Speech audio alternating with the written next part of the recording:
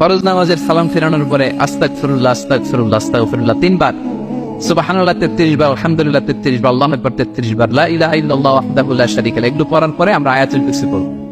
তাহলে জান্নাতে ঢোকার এন্ট্রি আমার কেউ ঠেকাতে পারবে? তাহলে পড়বেন সবাই আয়াতুল কুরসি। এই হচ্ছে আয়াতুল কুরসির ফজিলত। জাদু টোনা, বান, ব্ল্যাক ম্যাজিক, এগুলোর অনিষ্ট ক্ষতি আছে না নাই? অনেকের সমস্যা বলে হুজুর ব্ল্যাক ম্যাজিক করেছে, জাদু করেছে, বান মেরেছে, এগুলো থেকে আল্লাহ তাআলা আপনাকে প্রোটেকশন দিবে। শয়তান আপনাকে ওয়াসওয়াসা দিতে পারবে না, কাছে আসতে পারবে না। জিন এসে আপনার ডিস্টার্ব করতে পারবে না। জিন পরে ডিস্টার্ব করে না? হ্যাঁ, এই প্যারানর্মাল বিষয়গুলো, সুপারন্যাচারাল যেগুলো, জিন পরি ডিস্টার্ব করে। আয়াতুল কুরসি পরে ফু দিবেন, কাছেও আসবে না। সুবহানাল্লাহ। প্রোটেকশন দিবে কে? বিষ্ণু ইসলাম বলেন, মান করা আয়াতুল কুরসি দুবুরা কুল্লি সালাতিন মাকতুবাতিন লাম ইয়ামনাহু মিন দুখুলিল জান্নাতি ইল্লাল মাউত। প্রত্যেক ফরজ সালাতের পরে যে ব্যক্তি আয়াতুল কুরসি পড়ে, তার জান্নাতে যাওয়ার ক্ষেত্রে আর কোনো বাধা থাকে না, একটা জিনিস ছাড়া, সেটা হচ্ছে মরণ, মৃত্যু।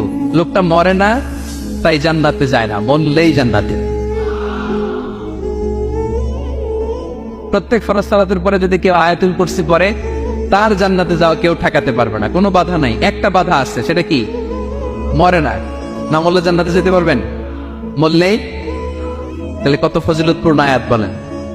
বাতুপা হাতের আমার করে যেত ভাইয়েরা, প্রত্যেক ফরজ নামাজের পরে এটা পড়বেন ইনশাআল্লাহ। বলেন সবাই, প্রত্যেক ফরজ সালাতের পরে এই আয়াতুল কুরসি পড়বেন।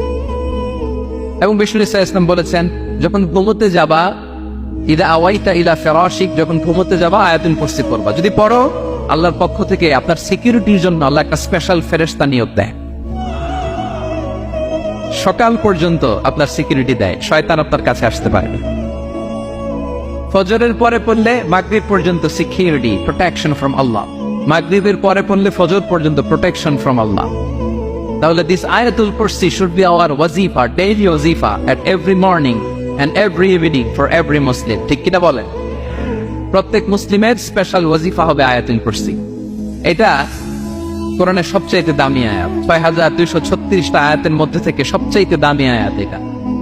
আযম আয়াত ফিল কুরআনিল কারীম, আল্লাহর কোরআনের সবচেয়ে দামি আয়াত, the greatest verse in the Quran. উবাই ইবনে কাব রাদিয়াল্লাহু তাআলা আনহুকে বিষ্ণু সাল্লাল্লাহু আলাইহি জিজ্ঞেস করলেন, উবাই বলো তো কোরআনের কোন আয়াতটা সবচেয়ে সেরা? উবাই জানেন, তারপরে বললেন আল্লাহ ওয়া রাসূলুহু আ'লাম, আল্লাহ আল্লাহর রাসূল ভালো জানেন। দেখেন কত বিনয়ী ছিলেন সাহাবারা, জেনেও উত্তর দিতে চাইতেন না, ভাবতেন না জানে বিষ্ণুনবী নতুন কিছু আমাদেরকে জানায়। বিষ্ণুনবী আবার বললেন, তুমি কি জানো কোরআনের সবচেয়ে শ্রেষ্ঠ আয়াত কোনটা? এবার উবাই ভাবলেন, এবার আমি উত্তরটা দিয়েই দিই। তিনি বললেন আয়াতুল কুরসি, আল্লাহু লা ইলাহা ইল্লা হুয়াল হাইয়ুল কাইয়ুম, এটা শ্রেষ্ঠ আয়াত। বিষ্ণুনবী খুশি হয়ে উবাই ইবনে কাবের বুকে একটা চাপড় মারলেন, এরকম আদরের চাপড় দিয়ে বললেন, লিয়াহনিকাল ইলমু ইয়া আবুল মুনজির, হে আবুল মুনজির, জ্ঞান এবং প্রজ্ঞা তোমার জন্য মোবারক হোক, তুমি ঠিক বলেছো। সুবহানাল্লাহ পড়ে। তাহলে এই প্রথম ইনফরমেশনটা আজকে জানলাম। কোরআনের সর্বশ্রেষ্ঠ আয়াতের নাম, সবাই বলবেন একসাথে, কোরআনের সর্বশ্রেষ্ঠ আয়াতের নাম কোন সূরায়? আয়াত নাম্বার 255। এত আয়াত থাকতে এই আয়াতটা কেন সর্বশ্রেষ্ঠ হলো রে ভাই? এর কারণ এই আয়াতের ভেতরে আল্লাহ তাআলা তার নিজের পরিচয় তুলে ধরেছেন।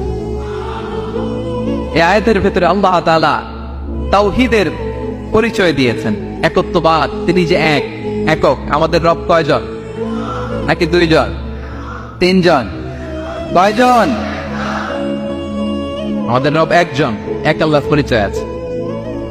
এখানে আল্লাহর জ্ঞান, আল্লাহর ক্ষমতা, আল্লাহর কুদরতের বিবরণ আছে। এই একটি আয়াতে আল্লাহর 4টা আসমাউল্লাহিল হুসনা আছে।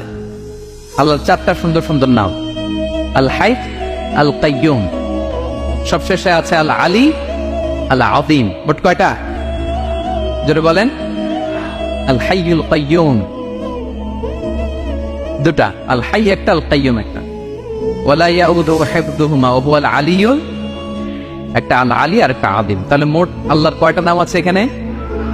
এজন্য এই আয়াতটা কোরআনের সবচাইতে শ্রেষ্ঠতম আয়াত, আয়াতুল কুরসি। এটা